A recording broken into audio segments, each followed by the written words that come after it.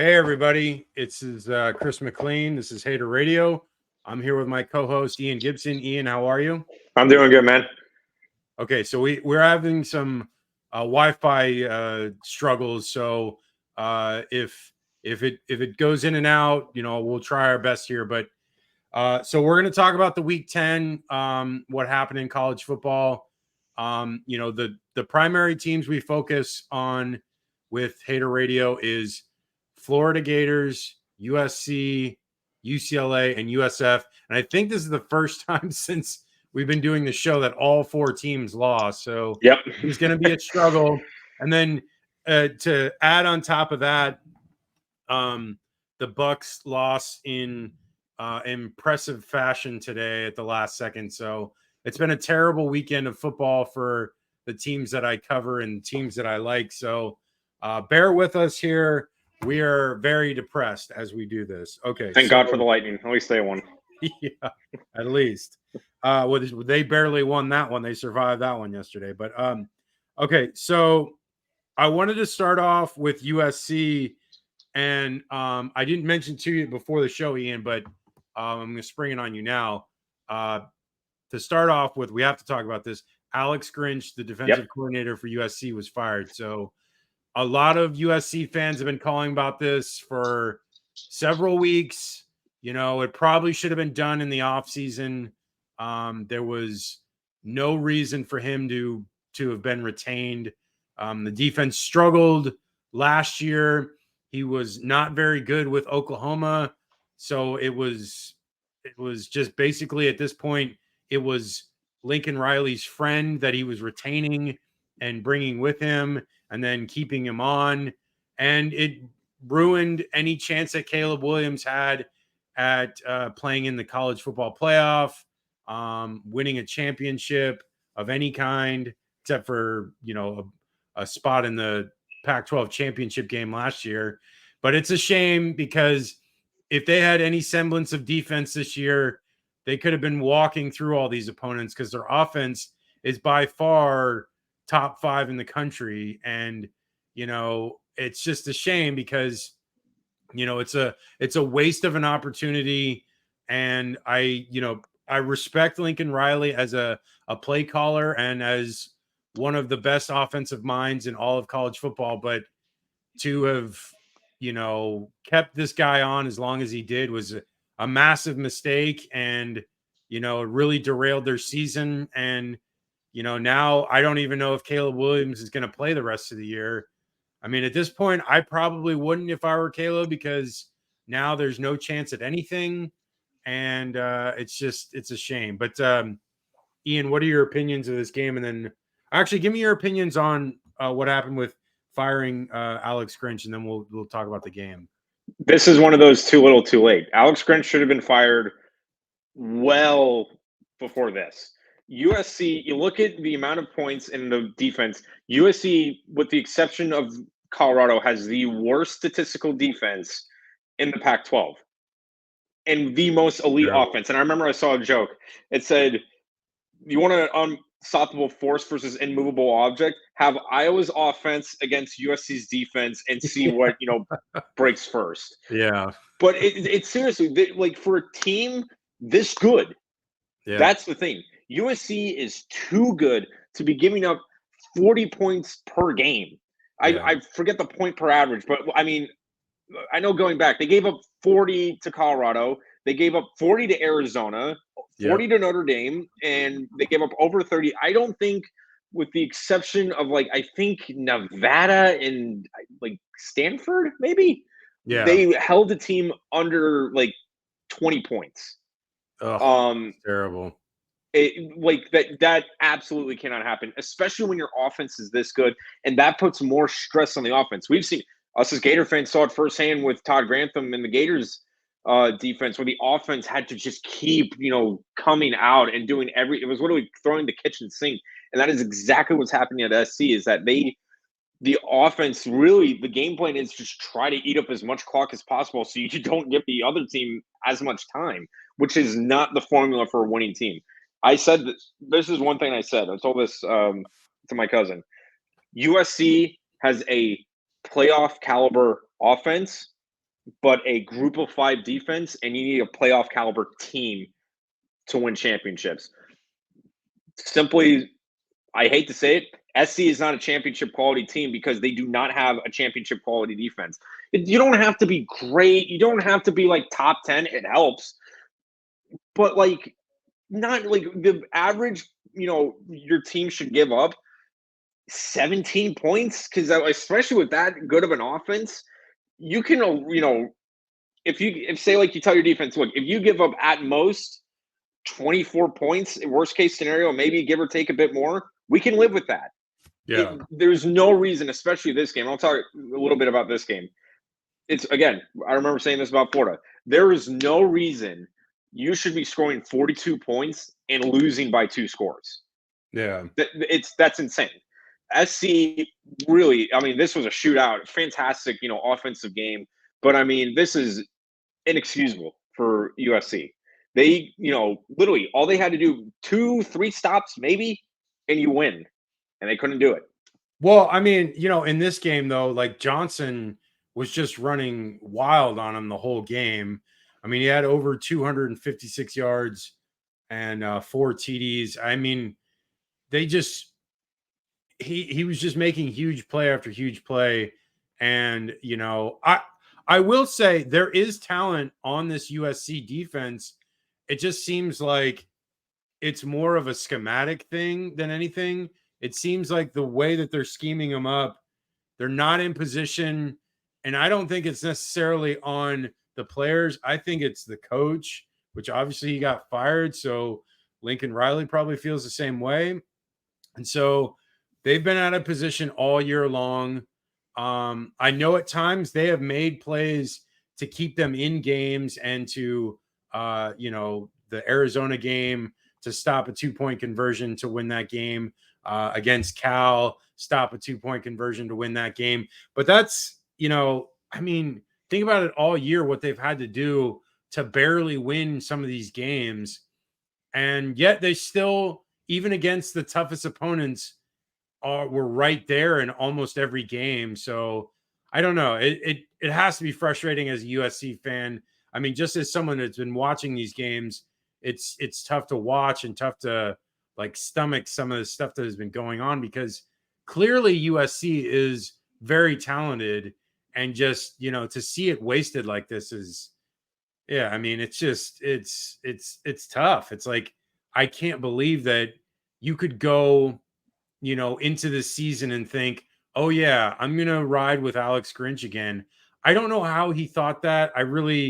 It's bizarre. I mean, I will say I'll counter with all this because I'm gonna kind of put this back on the back burner a little bit. But with Washington, now this team definitely seems like a team that deserves to be in the playoff, and I would hope that come time when they play in the Pac-12 championship, if they get there, which I think they will. I think they're pretty close to securing a bid. If that they get to that Pac-12 championship game and win it, if they get locked out of the playoff, man, that'll be such a huge crime considering how good Michael Penix is. Yeah. I mean, you had that moment in that game where he's scrambling on the left-hand side, is going over to the sideline and just throws a dart and finds his tight end, and he picks it up for a touchdown. And I'm like, and I said it this morning when I saw it, I was like, oh yeah, I was like, you want your Heisman moment? This is the Heisman moment right here. And it was a huge moment because it like kept them in the game, kept pace with USC. And then, obviously Johnson was the big difference in the game, but Michael Penix Jr. did a ton to help them in this game as well. So it's an equal force. The offense is an amazing machine.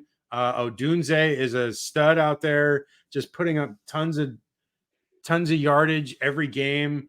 I don't know. I mean, I want to see this Washington team in the playoff. At least the winner of the Washington-Oregon game should be in the playoff. Like right as of right now, if they both win out and they get to that championship game, I want to see either one of those teams that have to be in because of the fact of how good they played each other in that first go round. It's probably going to be very similar in the second go round. And if that's the case, like we got to have the winner of that game into the playoff, regardless if Oregon has one loss or not. I just don't feel that we would be doing this season justice by allowing a team like, I don't know. I mean, so there's not going to be that many undefeated teams when we get down to it, but still, it just seems like there might be a chance that a Pac-12 team is not going to get in, and that's just going to be such a travesty. But your last thoughts on this before we move on to an even more depressing outcome? Yeah, regardless, I mean, Washington is still, not to take anything away from Washington, because with Michael Penix and the running back core they had, that team really showed how they can light up the scoreboard. And they're dangerous. They can, find a way to win these games just based on how effective the offense is. Again, though, we stress this, they have to keep the momentum going. They've had a couple close calls in previous weeks against worse teams that they are better and have just been playing down to competition. You have to play up to every game you play. It can't just be USC, Oregon. You have to shell out every game. And especially as good as the offense was defensively, you still gave up 42 points. That's not, as much as we ragged on USC's defense, Washington still, that's not a winning formula if you're consistently giving up 30, 40 points. So again, ask SC how well that turned out. Well, look at Washington's final 3 games. At home against Utah, which would be a super tough game. Mm-hmm. On the road in Corvallis against Oregon State, and then the Apple Cup against Washington State. So that is a tough road. And if they do survive that, if they get out of there undefeated, they got to be considered for this playoff spot. And then it'll obviously be contingent on the conference championship game. But let's move on. Let's do it. I was going to save it for the UCLA game, but I want to talk about it. Florida, Arkansas, just a nightmare of a game. I watched the first handful of plays before I went to Disneyland yesterday, and I recorded the game, and I was trying not to pay attention to any of it. But as I watched those first couple of plays, Arkansas scores really quick, and then Ricky Pearsall fumbles it, and they return it for a touchdown. In the span of 6 plays, Arkansas went up 14-0, and I'm just like, oh my Lord, please. But then I checked it later, and I'm like, oh, it's 14-14. I'm like, okay. And then I didn't look at all until my friend texted me a puking emoji, and I was like, oh, great. And so I knew they lost. But I rewatched the game last night, and I even watched the highlight clip again today. I'm just going to say this, and I know, Ian, you said I know what you're going to say. I'm just going to say this about the Billy Napier stuff. Look, you know what? And I told this to Ian before we started the show. As of right now, LSU is 6-3. Florida is 5-4. The difference between those two right now is LSU beat Arkansas and Florida lost Arkansas. LSU barely beat Arkansas, with Arkansas having a chance to win it at the end. Florida had a field goal attempt in the range of their kicker, and he barely missed. So it is a very thin margin. And I even know the Gator Nation football podcast talked about it, that this was a coin flip game, and it was very 50-50 who was going to win this game. It does suck. It's a 3-6 opponent has a victory on Florida, and it doesn't look great. At the same time, KJ Jefferson was seen as one of the better quarterbacks coming into this conference to start the year.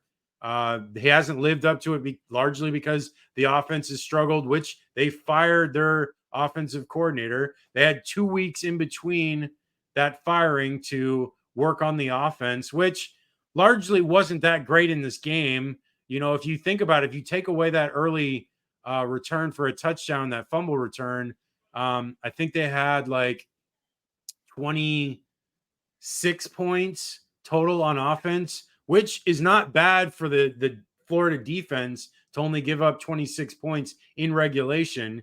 I will say that they lost contain a lot of times against KJ Jefferson, which allowed him to get loose and he made a lot of huge plays on that, especially that last touchdown that he scored.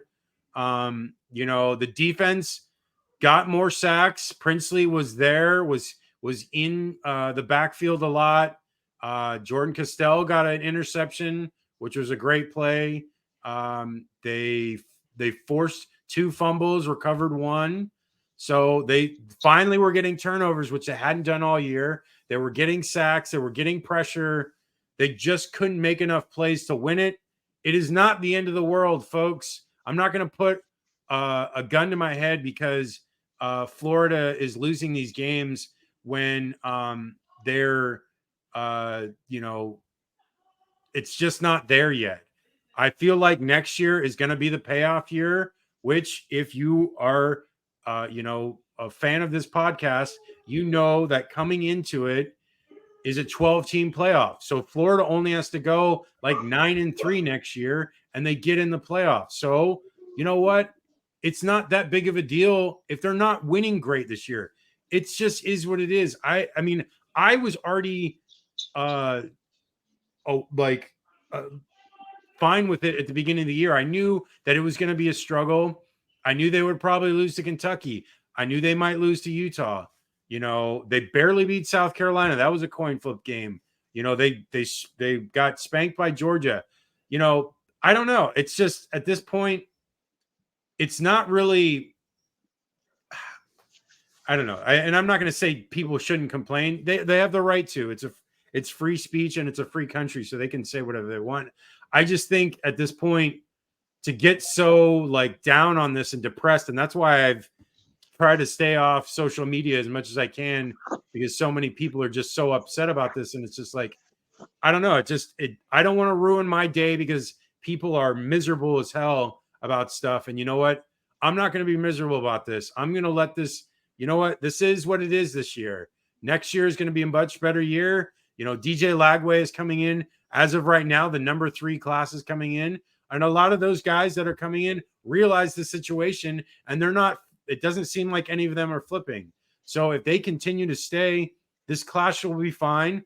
The recruiting will replenish, and there'll be a lot more of Billy Napier's guys that are way more talented than the guys that stayed, from Dan Mullen's tenure, which have left this cabinet basically empty. And you know what? The offensive line is a huge mess. You saw that in the middle part of the game where Arkansas tried, or where Florida tried to move the ball, and they basically couldn't because they were in the backfield the entire time.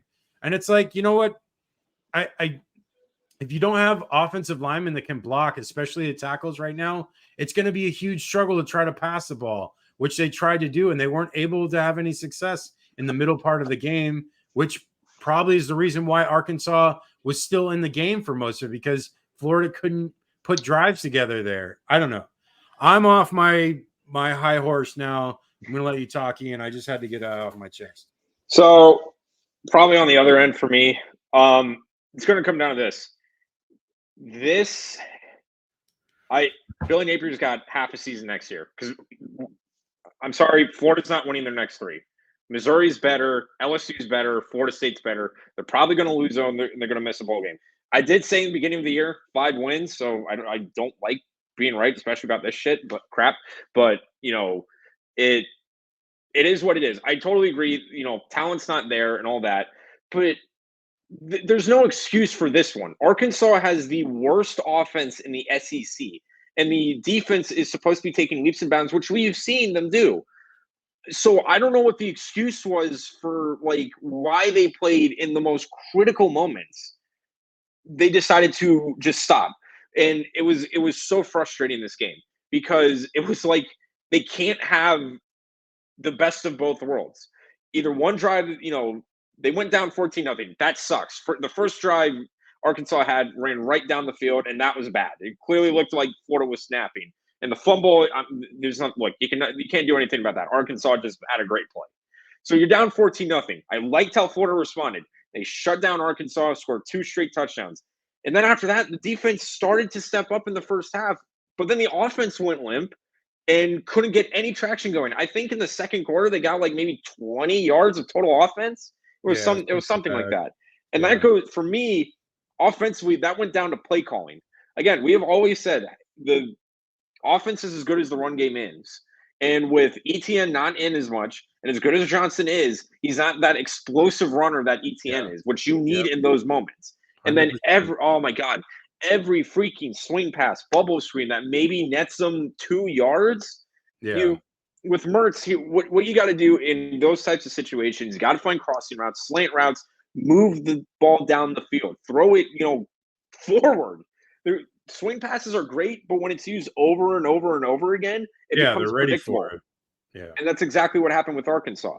So, and then, they score, take the lead, all that. This was like my candle being lit. Florida throws, we get that big run, and it's inside the 30. So maybe about like a 39-yard field goal attempt. And I'm like, okay, spike it.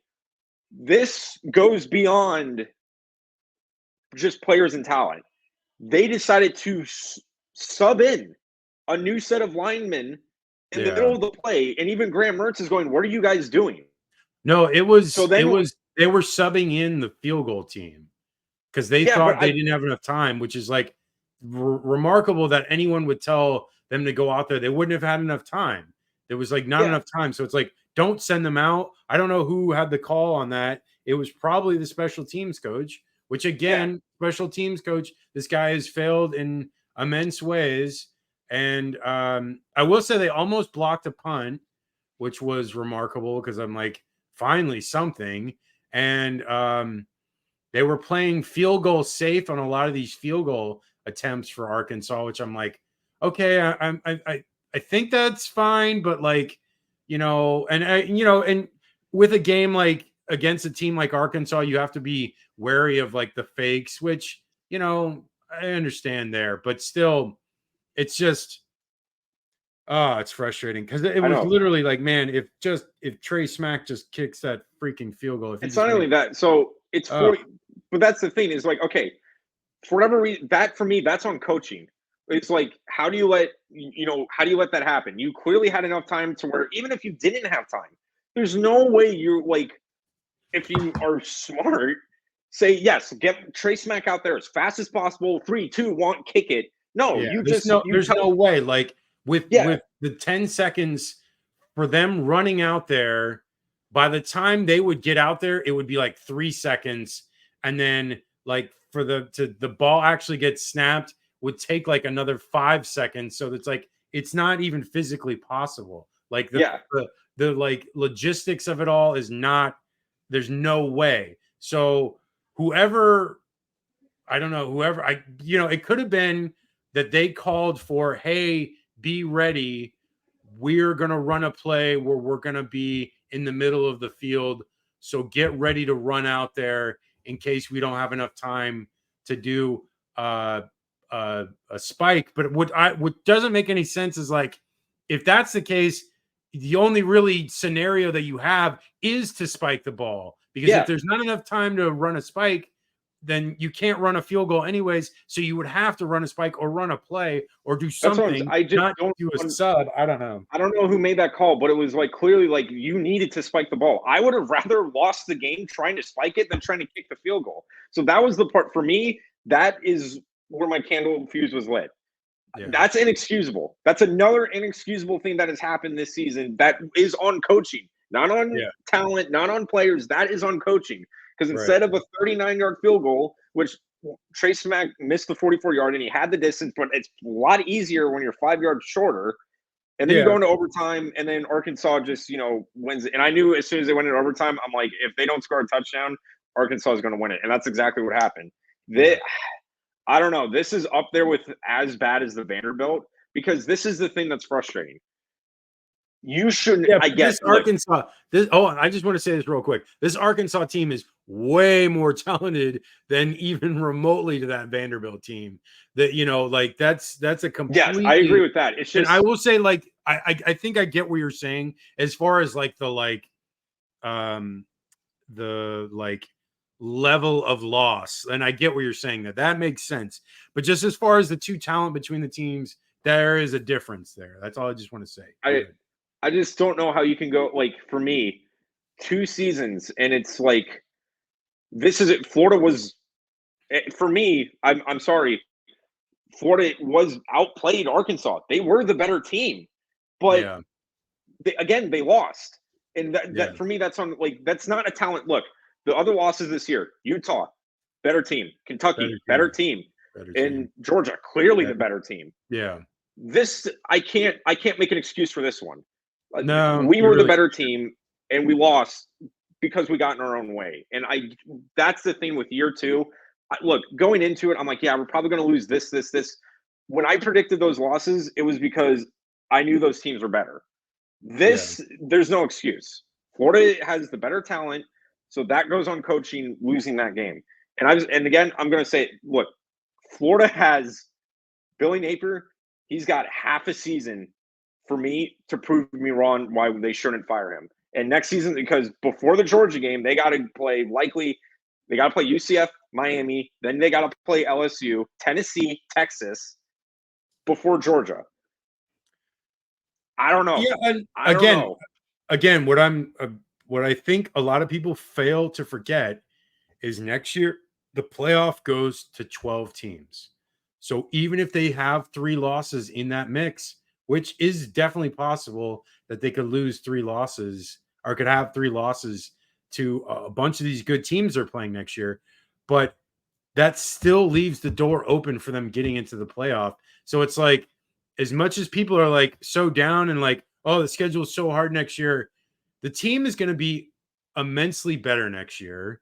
I feel like the some of the like offensive line recruiting that has been there, that's somewhat there, those guys need to step up, and there's like some guys that are going to get healthy, so there should be a difference there.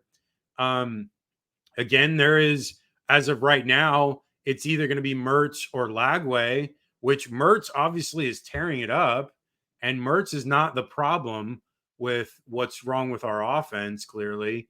Lagway, will may be able to fix some of those problems because he's so mobile. So to have a choice between Mertz and Lagway, I'm very happy with. I don't know if Mertz is going to stay.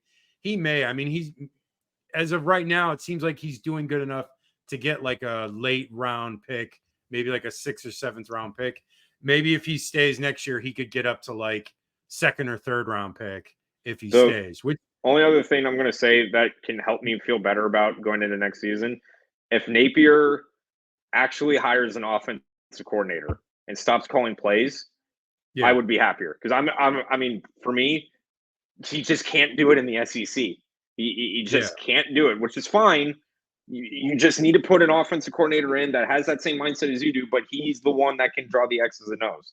If you want to be the facilitator and the CEO, you got to let somebody do that of your program. I that's going to make you fire your special teams coach, you hire a good offensive coordinator. That would make me feel better going into next season with the number 3.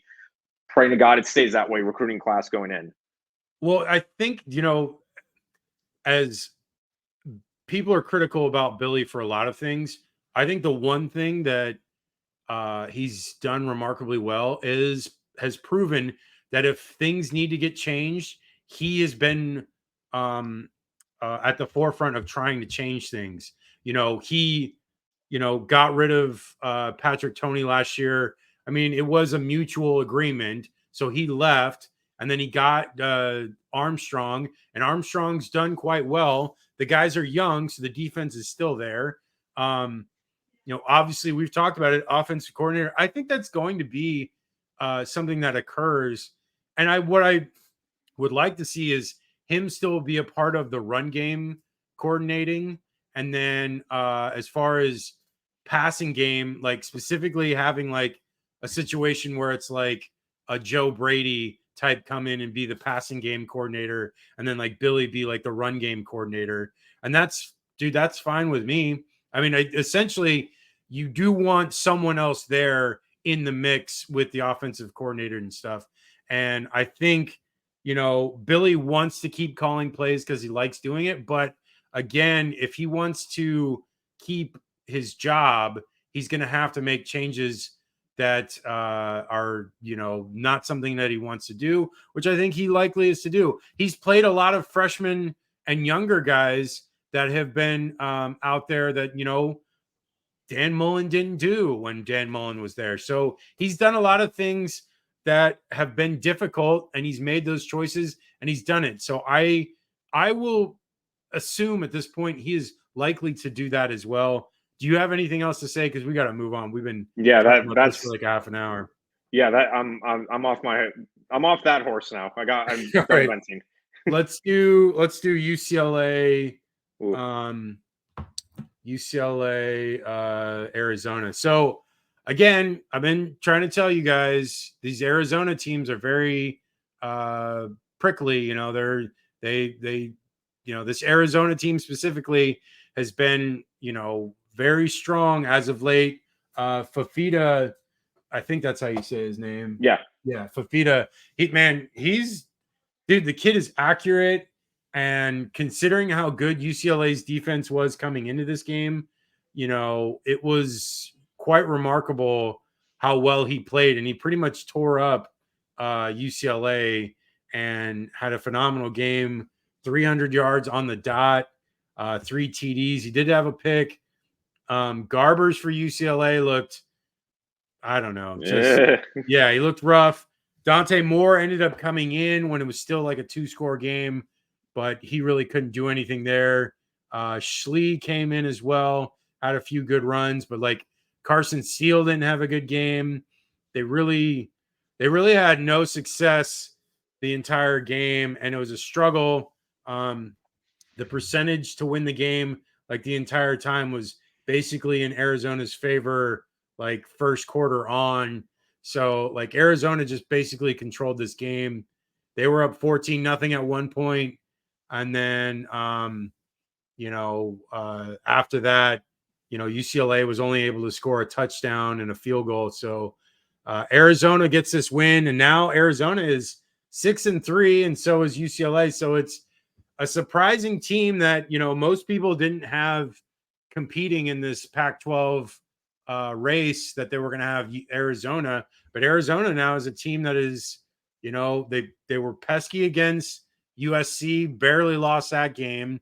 They fought well against Washington, and now upset UCLA here. So this is a huge win for them. And UCLA, this sucks. This is terrible. But again, this team going forward, I like the makeup of this team and the future of this UCLA team, especially with Dante Moore. Hopefully the rest of the year, maybe they'll play him the rest of the year, see if he can finish off the year, and then we'll see what he can do the next 2 or 3 years. But what are your thoughts on this one, Ian?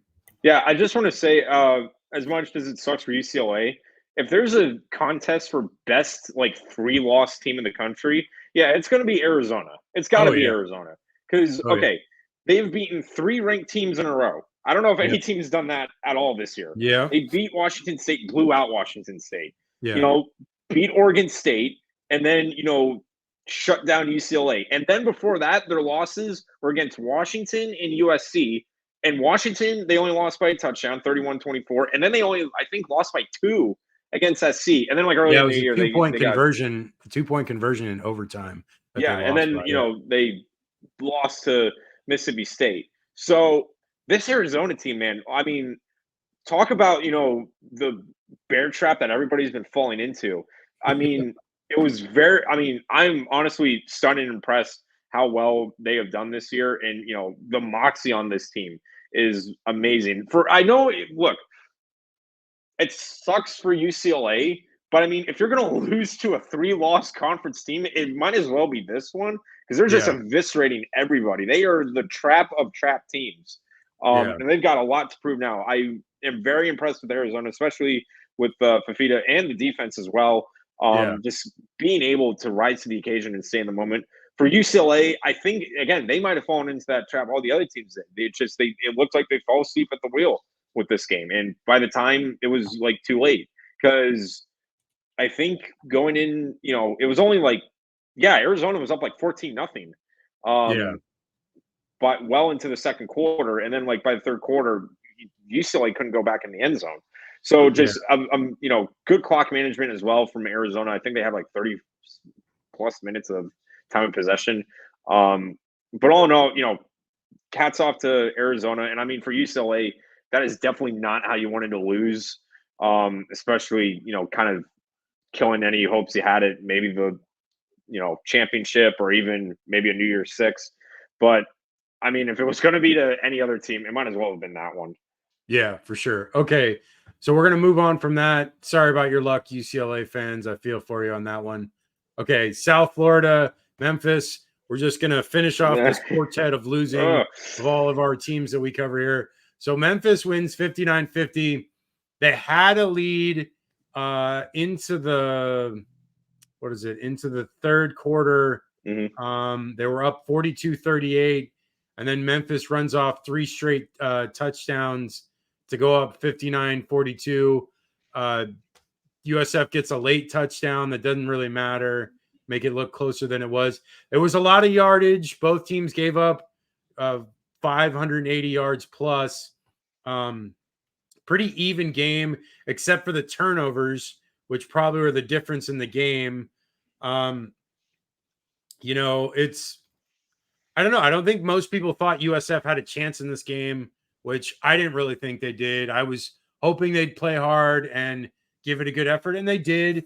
Byram had 357 yards passing with 5 TDs, which is a huge game, and good on him. And he had 100 yards on the ground, which is, again, that's 457 yards of total offense. That is ridiculous. Sean Atkins had a really good game. Sean has been competing all year. I hope he gets a shot at the pros because he's very sneaky. He's very he just gets lost in coverage. People don't respect him as much. And, he's very capable. He's got really good hands. And, who knows what his career will go. But as far as the game, this Memphis team is a good team. They have a really good offense. And the USF defense has been struggling immensely lately. They're one of the worst in the country. And, you knew it was going to be bad. I was hoping it wasn't going to be this bad, but it was pretty dang bad. But I don't know. I mean, at this point, they're 4-5. They have 2 winnable games against Charlotte and Temple in the next couple of weeks. They can get to play to bowl eligibility. And, going from 1 win last year, 2 wins before that, and 1 win before that, to getting to 6 wins would be huge. So, again, take it with a grain of salt. Alex Golish seems to be turning things around. And, losing to a good team is not the worst thing in the world. They're 7-2.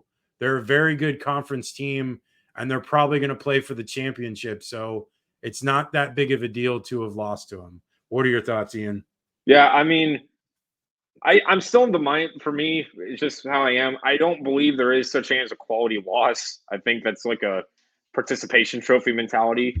Even Alex Golish has said that when they lost to Bama. He's like, a loss is a loss, which I agree with. Yeah. And again, we didn't expect anything against them playing Memphis. And even then, at the beginning of this game, it was like, I mean, it kind of went the way we thought it was going to go. But this is the thing.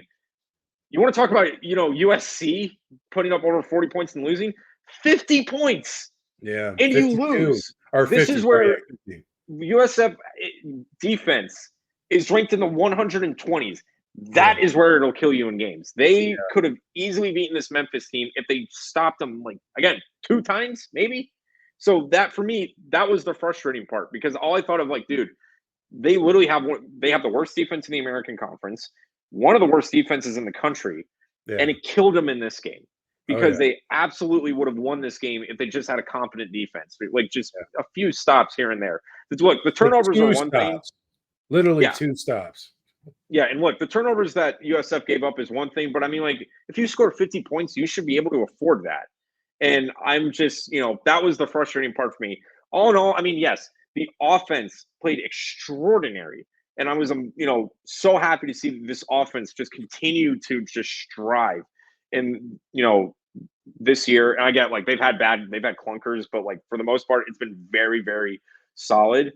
But man, just defensively, this is clearly the Achilles heel of this USF team. If the defense, well, I mean, just thinking about the losses this year, like, okay, Bama, yeah, that one.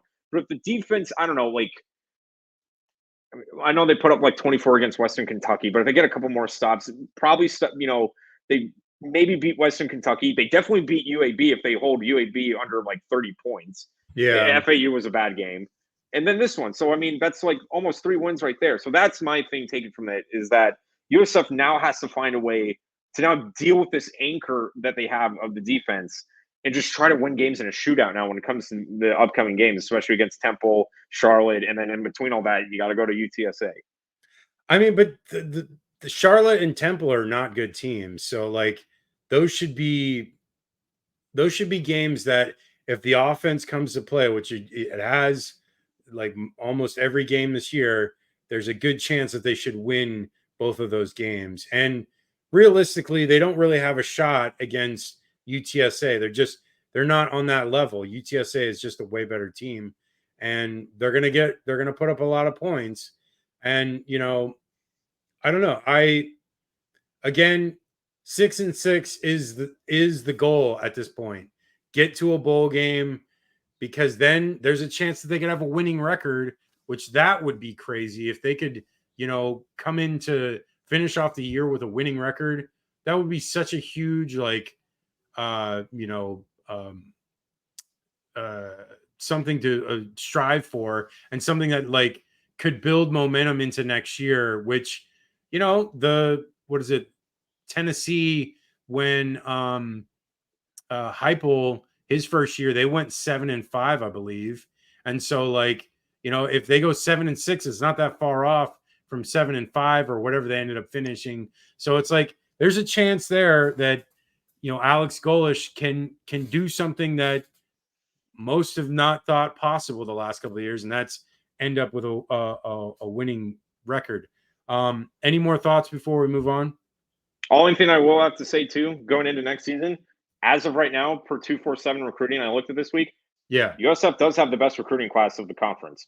Oh yeah, they've had it almost like since the point that Alex Golesh took over. He's like kept them ahead of this class.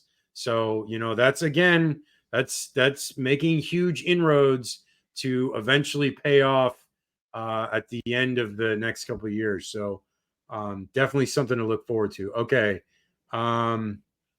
Next one I have is Ohio State Rutgers. I'm not going to say much about this one. Just, Ohio State gets the win. It was a little closer at certain points because, what is it? Rutgers got it to 21-16. But then Ohio State had 2 late TDs. Rutgers looked decent on defense. They were able to make some plays there. Ohio State got fortunate in the beginning of the game where they had a pick 6 that stopped a Rutgers drive that was on the way of being a scoring drive. And so, this Rutgers team was, I think they were 6-2 coming into the game, and like definitely not a pushover, even though Michigan definitely pushed them over when Michigan played them. But, Greg Schiano even said in one of the interviews on the sidelines how he called them out for the sign stealing stuff. But then, so, it was apparent that they were stealing signs, and that's how they were able to smoke Rutgers as much as they could. And how they've been able to smoke most of the teams they've had because they were stealing signs. But, no, I mean, this Ohio State team, still with Marvin Harrison Jr., is a very talented team. Travion Henderson looked really good, put up some decent numbers. I don't expect the next couple of games to be a challenge for them because it is Michigan State and Minnesota, but it is setting up this Michigan game at the end of the year.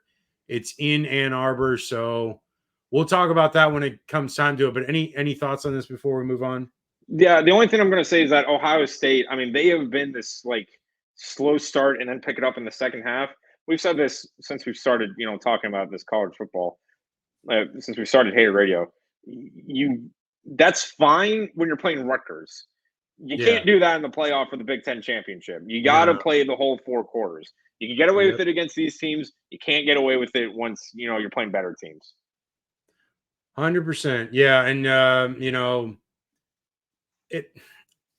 The one thing that might be the flaw with this team, more so than the last couple of years, I don't know if McCord is up to the level of like a CJ Stroud. Like he's good, but I guess I just haven't seen it yet from him, and only really time will tell. Obviously, this Michigan game will be a huge test, but again, one of the biggest factors in why Ohio State has been as good as they've been the last 2 years has been their defense, which I think that will keep them in the game against Michigan. And like you said, in the playoff games and the Big Ten championship. So we'll see. Okay, moving on to Kansas State, Texas. This game looked like it was going to be a blowout. Yep. Texas was up 27-7. Murphy looked good at first, then he threw a bad interception and the game turned and it was 27-21. Just craziness. And then Kansas State had a chance to tie it up. Kansas State ties it up. Then they had a missed field goal to tie it up late. And Kansas State gets another chance. They go into overtime because they made that field goal. And then Texas makes the kick. And then Kansas State tried for the win instead of kicking the field goal to tie. And they went for it on 4th down. And they don't get it. And Texas survives. You know what? It's crazy because it's like, you would think that with their starting quarterback, stud player like Quinn Ewers being out would completely derail the season for Texas. But they found ways to win. This Kansas State team is not a joke. They were 6-2 coming into this game and, looked just as much as a force as any other team they've played. Howard had 327 yards. They were moving the ball, making plays, especially in the second half. And this Texas team just found a way to win. And, that loss against Oklahoma hurt, but now Oklahoma has lost those 2 games. So Texas is kind of taking the mantle as the best team in the Big 12 right now. So they have a real shot of at least getting to the championship game for the Big 12 and then a chance to get in the playoffs. So there's still a lot to play for. And Quinn Ewers might be back soon. I know that Texas plays TCU and Iowa State and then Texas Tech. So all 3 of those games are very winnable. 2 of them are on the road, the TCU game and the Iowa State game. So I don't know. I mean, maybe they keep out Quinn Ewers as long as they can because they've been able to win these games. BYU and Kansas State were both really good teams and they beat both of them. But both these next 2 games are on the road. So who knows? Maybe Quinn Ewers comes back. What are your thoughts, Ian? Yeah, freaking lucky, I'll tell you that much. Because they took their foot off the gas pedal clearly in this game. And I think it was the same thing that, bit them earlier against, Oklahoma. And they've had a lot of, games where they were playing down to their competition. Obviously Oklahoma, they lost that one. Then, Houston was a lot closer than it should have been. I don't know. And as good as Kansas State is, this was more Texas getting in their own way. Once they were up, 27-7, they should have been able to, put it to bed.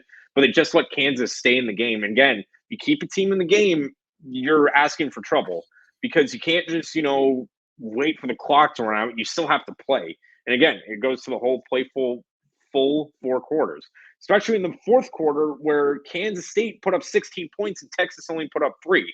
So again, for Texas, you got to do better than that. you get by on this one, but when you go to the Big 12 championship, same thing with Ohio State. You got to play the whole game. 100%. Okay. Moving on. Texas A&M, Ole Miss. Ole Miss was about to go up 17-0, and then they had a blocked field goal return for a touchdown. A&M goes up late. Then Jackson Dart marches the Rebs down the field, and Judkins scores. They go up 38-35, and then the Aggies came back and had a missed field goal at the end. Very close game. These two teams are very evenly matched. They're both good offenses. A lot of playmakers on both sides of the ball. Judkins had a huge game. Dart had 387 yards. Max Johnson had 305 yards. This is a great game. And I love these type of games in the SEC because they're like back and forth. You can even see like the win probability between each team. And it was like vacillating between both teams. And like, A&M had a really good shot at winning. And then Ole Miss came all the way back and finally takes it out. And it's just crazy finish there. This Ole Miss team now is moving into position because they've already played Alabama. They already played LSU. They only have 3 games left where 2 of them are very easy. University of Louisiana Monroe and Mississippi State. They should win those easy. But the one that's going to be huge, and I'm actually very excited about this one because this is a huge SEC game where it doesn't matter as much to Georgia, but it matters a hell of a lot to Ole Miss because if Ole Miss loses this game, they're out of potentially the playoffs. So Ole Miss needs to win this game coming up against Georgia. And it's, I'm excited for this one because it's like finally Georgia's playing a really tough opponent that has a really good offense that could really actually beat them. And, that hasn't been almost all year because, we'll talk about the Missouri game, but like, Missouri isn't as good as Ole Miss. Ole Miss has a way better offense. Lane Kiffin is a way better offensive mind. And I don't know. It's exciting for this coming up, but Ole Miss survives. Your thoughts on this before we move on? Yeah, for Ole Miss, it was another one where, again, they kind of got lucky because I do believe Ole Miss does have the better team, but they kind of, got away with it, especially, with A&M missing it. A&M definitely came up and came to play. I think this might have been their best game of the year. It's just a shame of how it ended. But all in all, I think it was really the offense that kind of saved the day for Ole Miss. I know they put up over 500 yards and all that. So they get the win. Then they can go in against Georgia. But for me, I'm not the most convincing way to, go in against Georgia. Barely beating, 5-3 or I think 5-4 A&M. Yeah, I think this Ole Miss team has a real good shot at Georgia, and we'll talk about that on Wednesday. Okay, moving on. Notre Dame, Clemson. Clemson surprises in this one, gets off the mat after being punched in the mouth a bunch of times recently, and they get the win 31-23. They were in pretty much control of this game most of the way through. They were up 24-6 into the second quarter. And, Notre Dame got some touchdowns in the third and kind of kept pace a little bit. But, Clemson kept making plays on defense, forcing turnovers, forced Notre Dame into 3 turnovers. Sam Hartman, just not a really good game, 2 interceptions, just kind of, I don't know. They had a shot, an outside shot at the playoff if they could have kept on winning. And this was one of those games that they needed to show on their resume that would beat a Clemson team on the road, but they couldn't do it. Your thoughts before we move on? Just how, both of these teams. Clemson loses these bad games, but beats Notre Dame. Notre Dame, barely loses to Ohio State and, has these good wins, but loses to Clemson. I just don't get it. I don't know either of these teams anymore. Yeah. Exactly. And that was the other Okay. thing too. Notre Dame outgained them almost by 100 yards, but because of the 3 turnovers, that really just like sunk them. Yeah. Okay. Real quick on this one. Utah smokes Arizona State 55-3. You cannot run those fake, like sneaky plays against a really good defense. It's not going to work. And that's pretty much all Arizona State has had all year is running those sneaky plays. It just is not going to work against a really good defense. So moving on to Ian's specialty, Army and Air Force. I'll let you take this one away. Go ahead. Yeah, God, this was a crap weekend. Yeah, I mean, I joked too. I said if it was going to be anybody, it would be another academy to do Yeah. it. And of course, Army, and they beat them at their own game is really what they did, and they Yep. forced Air Force to get uncomfortable. And that was the thing going into. I remember thinking the only way you beat Air Force, if Air Force is close, Air Force is gonna win. But if you get enough points of them early, Arizona is not built, or Air Force is not built to come back. So Yeah. Army in the first quarter goes up like 17-0. Air Force can't, like, that's, I mean, for them, that's a lot. That is tough. And you saw, they were only able to muster a field goal, and that is all Army needed was just, cushion the lead, play, swarm around layer, and just cut the legs out from under them. I mean, again, kind of a shame seeing Air Force drop this way, but again, this was going to happen to anybody. At least it was against Army. Okay. Yeah. And they had 5 turnovers, which I think up until Yeah, that point, I don't think Larrier had a single turnover. And then he was responsible for like 4 of them in the game. So, okay. Moving on. Speaking of Missouri, Georgia. Georgia wins 30-21. This game was a lot closer than the final score probably shows. Missouri had a lead into the third quarter. Georgia scores 2 straight touchdowns to put them up by 9. Missouri answers with another touchdown. Georgia then answered with a field goal and then like a couple of turnovers and like turnover on downs. Georgia gets another field goal and then Georgia gets the win. Georgia only outgained them by 22 yards. They had the time of possession, which is the difference here in this game. I don't know. At times, Brandon Cook and the offense for Missouri didn't look that amazing. They looked like they struggled a lot. Schrader for Missouri had a decent day, 112 yards. And Carson Beck in Georgia had a pretty typical day for them. Ladd McConkey had 95 yards. Beck had 254. This is a quality team in this Georgia Bulldog team, and I'm not going to deny that. Yes, I don't like the team, and I don't want to see them win, but I will admit when they're good, and they're good. I know they're good. I know their defense is good. I know their offense can score points, and they played a quality team here in this Missouri team, and they beat them. Not severely, but they beat them well enough that they were definitely the better team, and they were probably the better team the majority of the game. Missouri stayed with them, but I will say this Georgia team is definitely primed for a good run. But again, next week they have Ole Miss. The following week they have Tennessee in Knoxville, a very tough game. Tennessee has been scoring a lot of points lately and doing quite well. And then they have to follow that up with Georgia Tech, who has been upsetting a lot of people lately. So they have three tough games plus an SEC championship game, which I think they've already secured. I think they secure it with beating Ole Miss because I don't I think think. that, yeah, because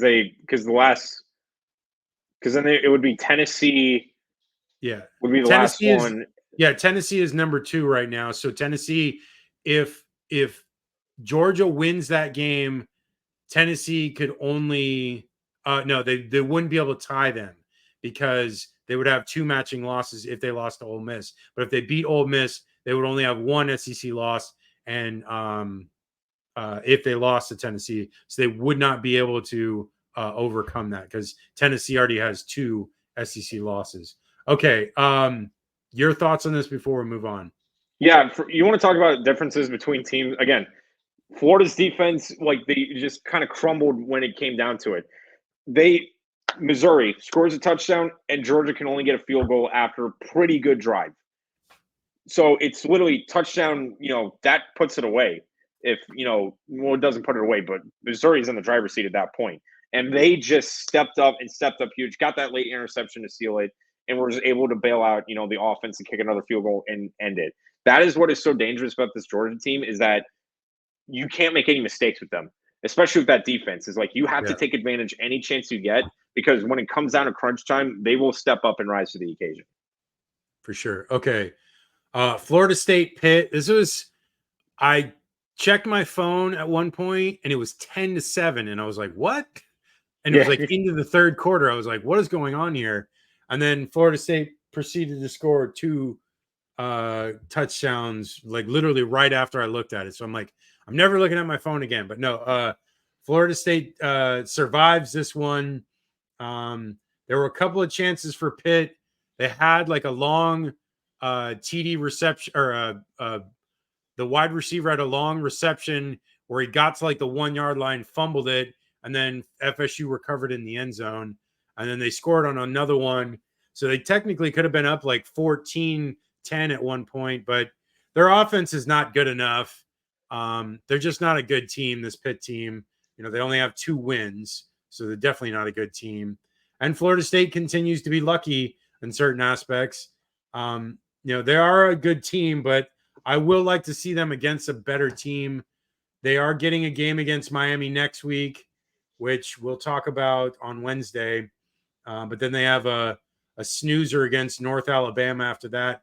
And then they follow it up with a game in Gainesville, which depends on how beat up that Florida team is at that point. Will they be able to do anything? But, I still think Florida is going to be competitive in that game. And I think Miami is going to be competitive in this one, regardless of what happened yesterday, which Miami lost to NC State. But I think, it's a rivalry game with Florida State and Miami. This will be finally a decent test because they really haven't had a decent opponent except for that Duke opponent. But Duke, Riley Leonard was hurt the entire game. So, like, how good of an opponent is that? But what are your thoughts before we move on? Yeah, for me, the score was definitely for me misleading because Florida State dominated this game. Yeah. I know they had almost over 500 yards of total offense. They forced 3 turnovers against Pitt, and I don't know why they couldn't get as much points as they did. They definitely had enough. It was 3 possessions. I think that was it. They kind of just were coasting because they knew, look, 2 touchdown lead, very unlikely with how bad this Pitt offense has been. You're going to lose it. So I think that was the only thing. But, Florida State, the better team won, and they honestly should have won by more. But, you still get the win. Real quick, Virginia Tech, Louisville. Louisville wins 34-3. This game, in the probability aspect of it, Louisville was always predicted to win it in the probability. So there was never a chance for Virginia Tech to have a shot. And, I'm not going to say much about this game because I didn't get a chance to watch the highlights, but Plummer was 11 for 12 and only had 141 yards, and they still dominated this game. It says they didn't have any turnovers. They had 382 yards to Vatek's 140. So that's how good Vatek is. They're that bad of a team. So your thoughts on this before we move on? Louisville just utterly, ground and pound that game. That's pretty much the most demolishing way to beat a team. Just, beat them on the ground, and they certainly did that. So, kind of a predictable and good win for the Cardinals. Yeah, so it looks likely that Louisville will be the other representative in the ACC championship game where Florida State has already locked in a spot. Louisville has Virginia, Miami, and Kentucky. Kentucky being a non-con, so the Virginia-Miami games will go to into deciding if they get into the ACC championship game, which I think they'll likely beat Virginia. The Miami game will be tough. If Miami loses to Florida State, they'll be 6-4 at that point. So maybe they may not have enough muster to try to beat this Louisville team, but we'll see. Moving on, last Bedlam. No more Yeah. Bedlam. I mean, you want to go out. This is the way to Oklahoma go out. State. What'd you say? If you're going to go out on a rivalry game, this is the way to, end a rivalry. Oh yeah, no, it was a great ending, and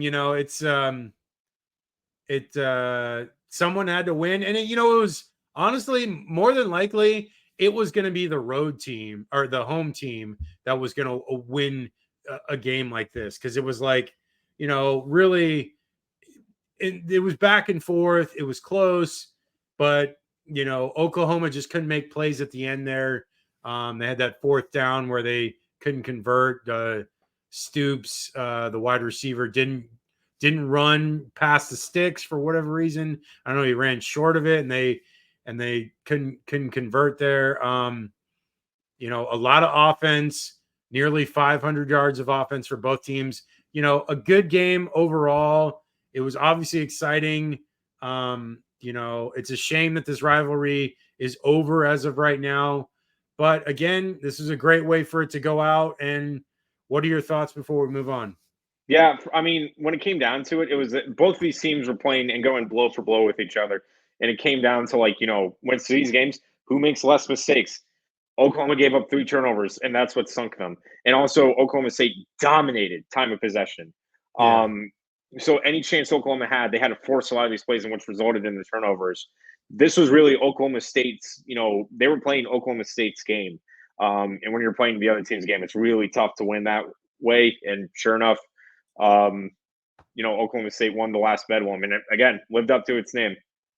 Yeah, and now Oklahoma State is a team that lost to South Alabama to begin the year, and they only have one conference loss.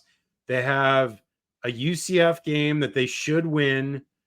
They have a Houston game that will be tough. It's in Houston. And then the last game of the year, they have BYU.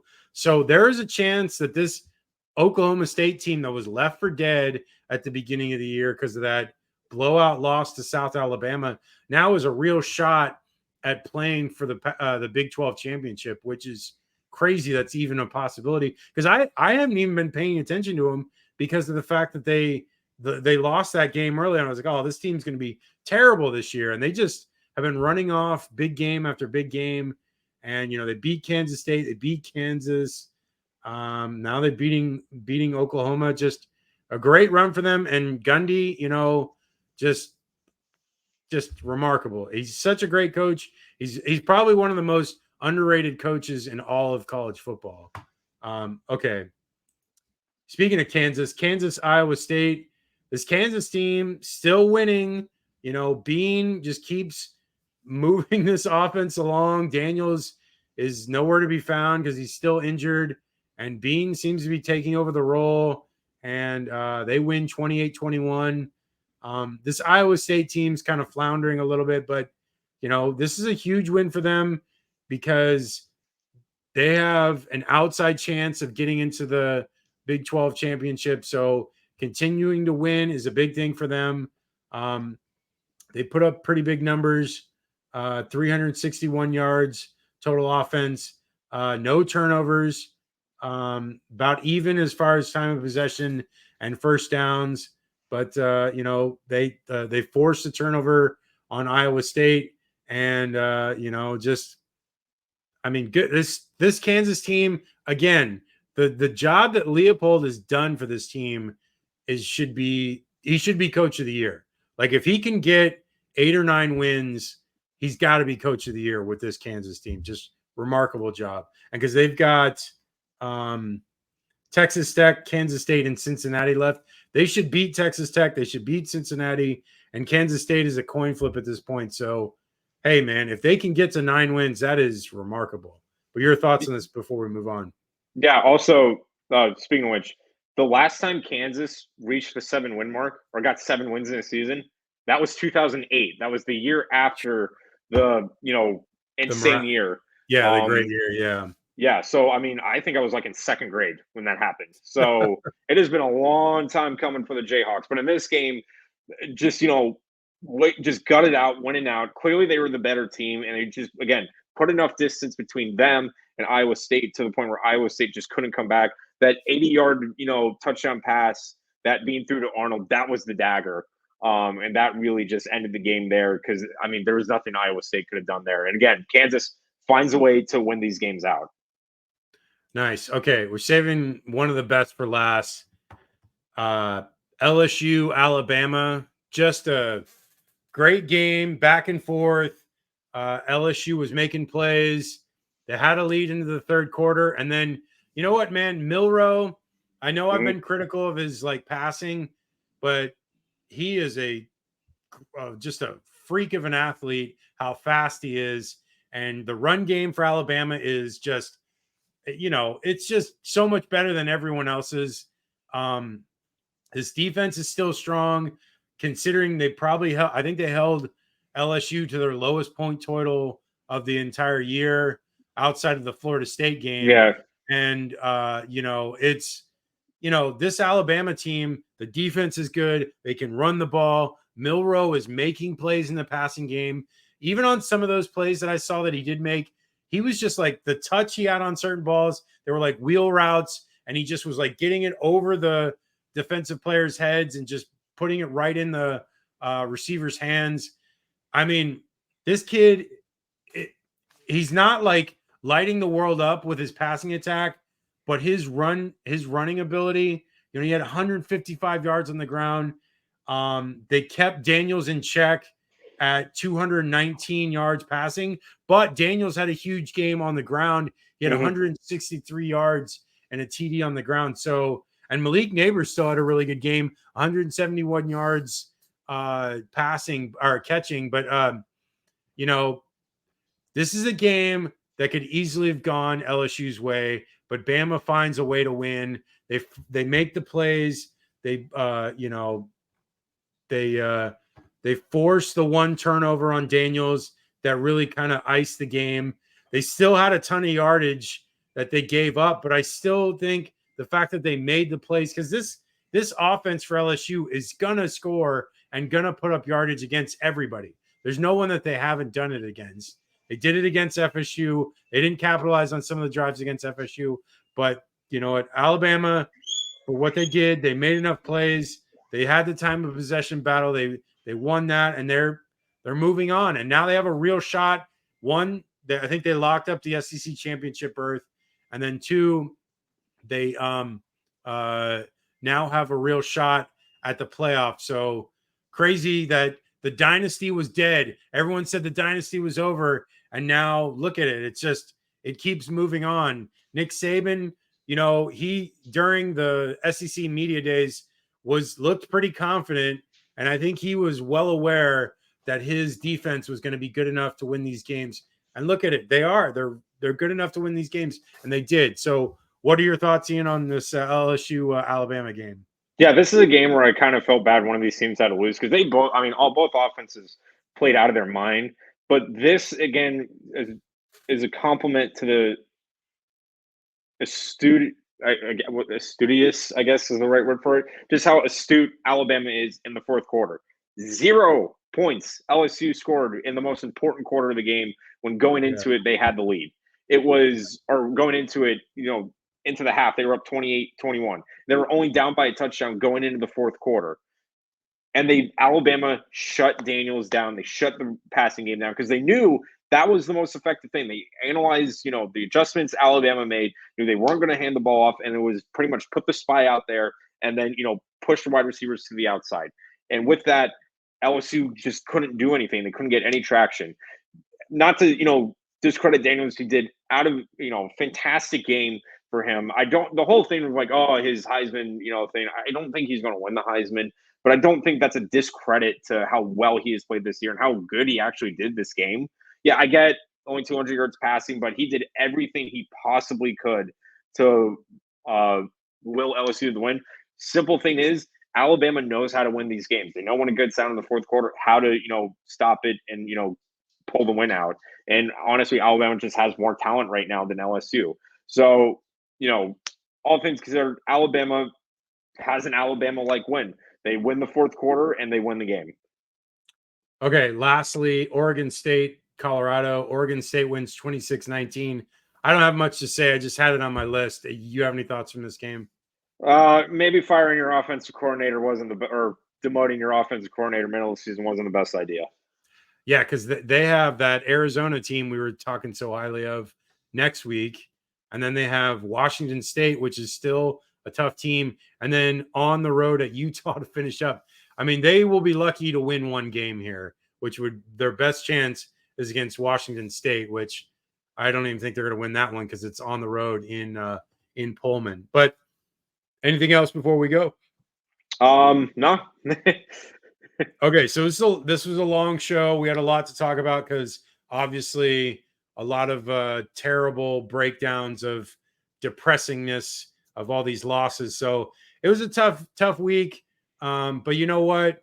Football is a very I don't know. It'll hurt you one week, and then next week, maybe Florida wins on the road at LSU. You never know, and that's what it makes this game enjoyable. Is because there are moments of joy, there's moments of despair, and we still love this game no matter what. And you know what? I'm still gonna watch. I'm still gonna look forward to next week. I'm gonna look forward to the Missouri game, and I'm gonna look forward to the Florida State game. That's just what we do as football fans. That is the show. My name is Chris McLean. My co-host is Ian Gibson. This is Hater Radio. You can follow us on the website at haterradio.com for all of our articles. You can follow us on all of our socials at hater_radio for Twitter, TikTok, Threads, Instagram, and then for Facebook, it is Hater Radio CFB. For YouTube, where you're watching this, probably it is at Hater Radio. And then the old way, haterradio1@gmail.com for email. Ian, what are your socials before we go? Yep, Instagram, Twitter, YouTube at GGarrett. That's the show, everyone. Take care, and we'll talk to you on Wednesday.